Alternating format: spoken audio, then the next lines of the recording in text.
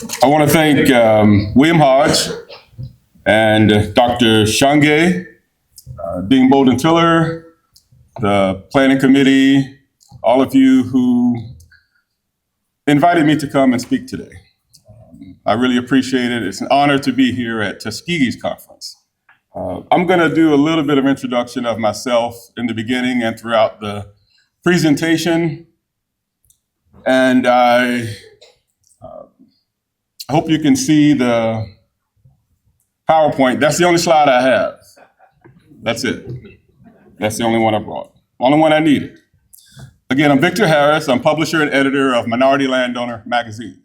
We have an audience of minority, limited resource, and small farmers, ranchers, and forest landowners across the country. Our goal is to provide information that can help them improve their productivity, increase their profitability, and maintain ownership of their land.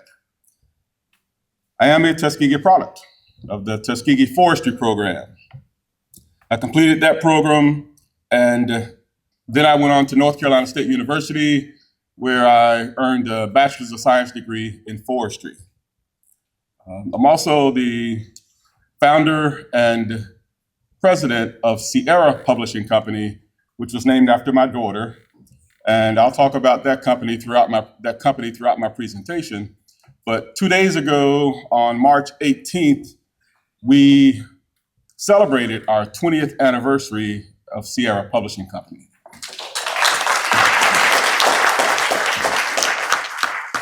Thank you. And Minority Landowner magazine is a product of Sierra Publishing Company. So after graduating from NC State, my first job was with the Virginia Department of Forestry. I was an area forester assigned to Henrico County and City of Richmond. I was the first Black forester in the history of the Virginia Department of Forestry. Loved the job, great organization. I got to work with forest landowners, both in the county, and also I got to work with homeowners in the city of Richmond and the urban parts of the county. So I started my career with the opportunity to get exposure to traditional forestry and also urban and community forestry. Loved the job, but always wanted to own my own company. So after about 9 years, and let me back up just a little bit, Nikki, will you raise your hand? Nikki in the back with Sand County Foundation. I met Nikki 2-3 years ago as I started working with Sand County Foundation. And it turned out, as we were talking, Nikki's grandmother was the office manager when I started my career as a young forester in Henrico County with the Virginia Department of Forestry. So Nikki's grandmother, Shirley Clark, helped me get my feet on the ground as I started my career as a brand new forester coming out of Tuskegee and NC State. So I wanted to recognize Nikki back there. But I always wanted to own my own company. And so after about 9 years, I left the Virginia Department of Forestry and I started Sierra Publishing Company. I'll say version 1.0, 1.0, and you'll understand as I go through the presentation why I say that. But we started Sierra Publishing and we published a magazine in the Metro Richmond area that had an urban natural resource focus. And about a year into publishing, I met some folks from the North Carolina Forest Service, and I got an offer to join the North Carolina Forest Service in the state headquarters in Raleigh in a middle management position. So I'm thinking about it. I always wanted to own my own company. I started my own company, but now I have a great offer to go to North Carolina. And part of my thought process at the time was, okay, I will take this great opportunity with the state, and then on the side, I will relaunch Sierra Publishing Company on the side. Turned out that wasn't realistic. A lot of responsibility in my role with the North Carolina Forest Service, got promoted, and it just wasn't realistic to think that I could do both. So it's decision time.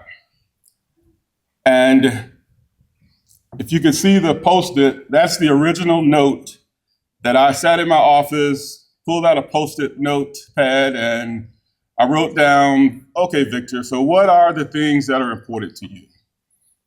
What are the things that give you life and joy and fulfillment? What are the things that I should consider as I make this decision to stay with a state organization with a lot of stability, great organization, great position within the organization? What are the things that I should consider when I make the decision to stay or to go?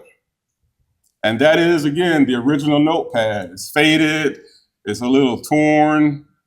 You can see the tape where you have laminated desks and you peel the tape off and some of the wood comes with it. That's the original from over 20 years ago, where I sat down and pondered that decision that I had to make. And on that notepad, I wrote down 4 things. I wrote down money, power, fulfillment, and legacy. And I sat there and I thought about those things and what it meant to me and tried to weigh each one against staying with the state in a great position or going out on faith and starting all over from scratch, Sierra Publishing Company 2.0. And I sat there and I pondered those things and I gave weight to each one of those 4 topics. And I'll go through those individually. So money. I was making pretty good salary with the state. About 20 years ago, my salary was a little north of $60,000 a year. And that was 20 years ago. So I was in a good position. Wasn't getting rich, but I was okay. And it would have been easy to say, hey, let's just keep on pushing forward. But that was the money part of the conversation. But as I thought about it, and I'd been in state government about 20 years altogether with Virginia and with North Carolina. And so I knew that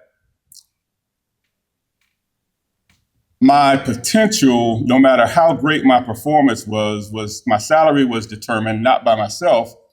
It was determined by the governor may say we're going to give state employees a 1% raise or a 2% raise or a one-time bonus or nothing at all. And so I did not have control over my salary. Somebody else did. And people do that every day and they live with that and that's fine. If I left and started Sierra Publishing Company, in theory, I could make as much money as I wanted to make. I wasn't limited in how much income I could generate owning my own company. And so that was the weighing, the balancing, the consideration as it relates to money. And a side note, I'm one of those folks that likes to study the ag census, the agricultural census produced by National Agricultural Statistics Service. And I like to look through the numbers. And when it comes to money, U.S. farmers, the ag census says that 41% of all farmers make less than $5,000 on the farm. And that's a combination of on-the-farm income plus any benefits you may get from a federal program. So income and programs. 41% make less than $5,000.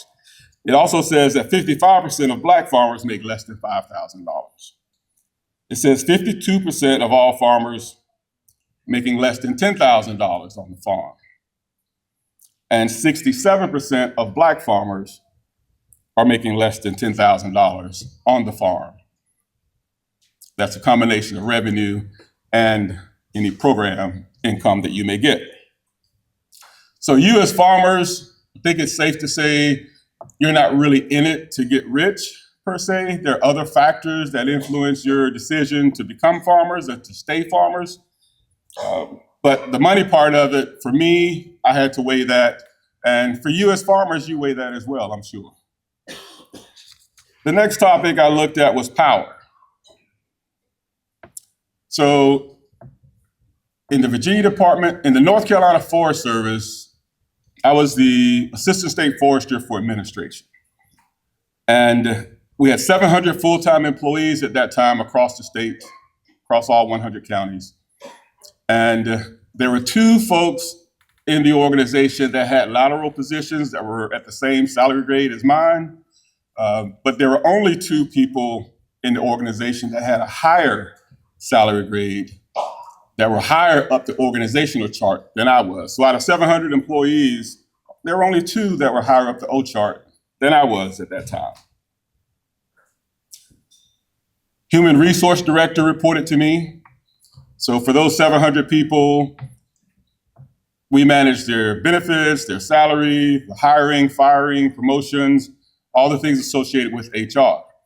In fact, all of the new hires into the agency or promotions, their hiring package or promotional package came across my desk for signature. The budget officer reported to me. We had a $60 million annual budget at that time. Purchasing officer reported to me. Everything that we bought as an agency, from paper clips to airplanes. Capital improvements, I had an engineer and an architect on staff. So we had facilities all over the state, and we'd have repairs and renovations, new windows and doors, all the way to new construction of new offices and new buildings across the state of North Carolina. Computer operations reported to me. I could go on about all the things that are administrative, but I wrote down power because I wanted to take a look at what power I had in that position compared to what power I would have if I started my own company. And you may look at that or hear what I just said and say, hey, that guy had a lot of power. But everybody has a boss. And everybody's boss has a boss. So I had that responsibility of all those things that I mentioned, but I still had a boss. And that was the deputy state forester, and that deputy state forester's boss was the state forester. And the state forester's boss was the secretary of the Department of Natural Resources. And the secretary's boss was the governor. And the governor's boss was not only the citizens, but you know what it's like working with legislatures. And most of the time, things just flow without any interruption. You don't notice anything, you just do your job and you keep pushing forward. But there were times when you get a phone call, there's a hiring opportunity, and somebody knows somebody who wants to get an interview. So that kind of things happen. Or we need a new headquarters in this office, and that's normal. You know, they're going to advocate for their region. That's normal. But my point is that I had quote unquote power, but everybody has a boss. And so I never had the final decision. It could always be overturned by somebody else. And that's just how things work if you work in government or any type of company. So I weighed that against starting my own company where I can make every decision. Whether it's good or bad, whether it's successful or not successful, it's still on me. And I can accept that if I launch Sierra Publishing Company, everything's on me. And I can live with that. I didn't have to worry about going through 4 or 5 chains of commands. I could make that decision. And you as farmers, you have that same kind of power. Nobody tells you that you have to be a vegetable producer.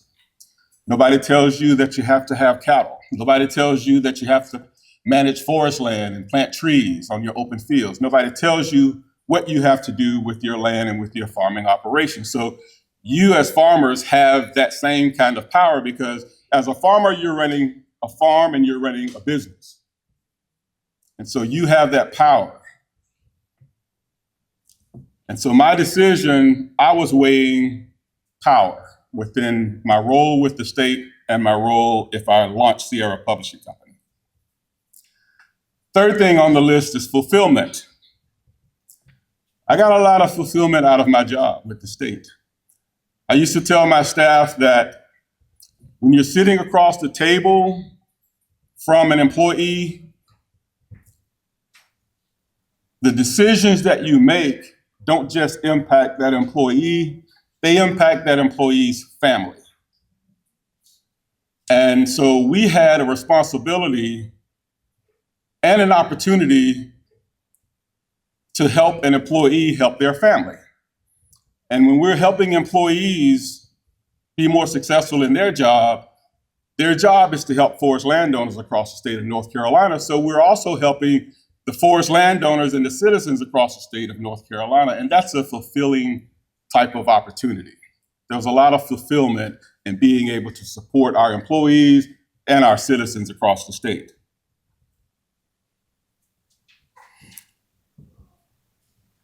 We're also protecting our forests and natural resources, and that too is fulfilling. You as farmers, we talked about the income according to the ag census, so you're not doing it for the money. There's a lot of fulfillment that you get in getting up every morning and touching the soil and managing your agricultural operations. You're getting fulfillment in what you do, just like I had fulfillment in my job. There's fulfillment that you get by being a farmer. There's pride in being a farmer.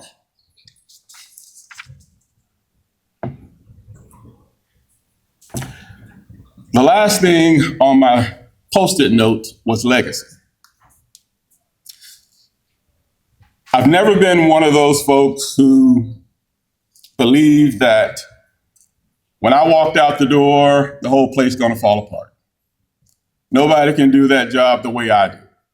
They just don't know. They're gonna miss me. I've never been that kind of person. Those people exist, but I've never been that kind of person. I never thought about myself as that kind of person. I always knew that one day somebody new would walk into my office, they would sit into my chair, and they'd pull out a file cabinet, they get a file folder, and they look at a piece of paper that had my signature on it, and they'd say, I wonder who that Victor Harris guy was. There's no legacy in that. The office would keep rolling. Starting Sierra Publishing Company, I've been able to start a scholarship at Tuskegee, start a scholarship at North Carolina A&T State University.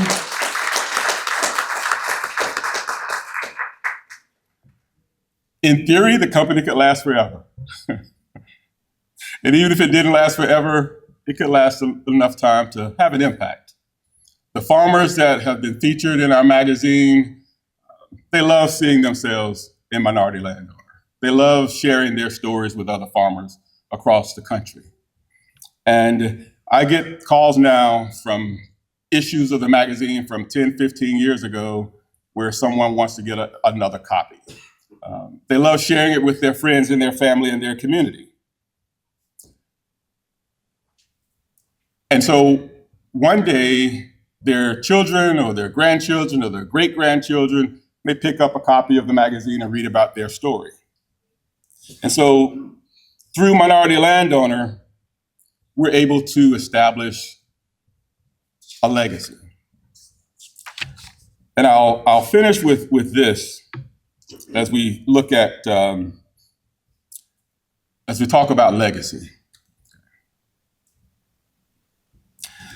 Some of you as farmers, landowners, you're fortunate to be second generation, third generation, even fourth generation farmers and landowners. Your parents or your grandparents or your great-grandparents, they had the vision or maybe the luck to be in the right place at the right time to acquire land.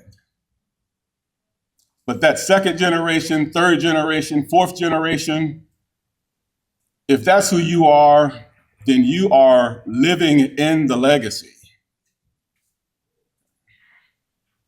Others may be aspiring farmers. Haven't even started yet, but you aspire to be a farmer. Others of you may have started maybe 5 years or 10 years. Just like we have first generation college students, we have first generation farmers. And so for those of you who are first generation farmers and you don't have that feeling when you meet someone whose farm has been, and I've met folks who are just dreaming about farming, aspiring to be farmers, and I've met people whose farm has been in their family for 140 plus years. And so those of you who are fortunate enough to be living in the legacy, that's wonderful. Those of you who are aspiring, are first generation farmers, my message to you is, if you can't live the legacy, then leave the legacy. The decisions that you make by coming here to learn about what it takes to be a successful farmer, you're preparing to leave the legacy. The decisions that you make by networking with other folks who are here and taking courses and looking for other training opportunities, you're preparing to leave the legacy. And so one day, your children or your grandchildren or your great-grandchildren, they will be living the legacy that you created. And so that's my Post-it note: money, power, fulfillment, legacy. I hope that wrapped into that faded Post-it note from 20 years ago, there's something that inspires you to choose your path and to achieve your success, whatever it looks like to you. So thanks again for the invitation. I appreciate it. And go Stevie.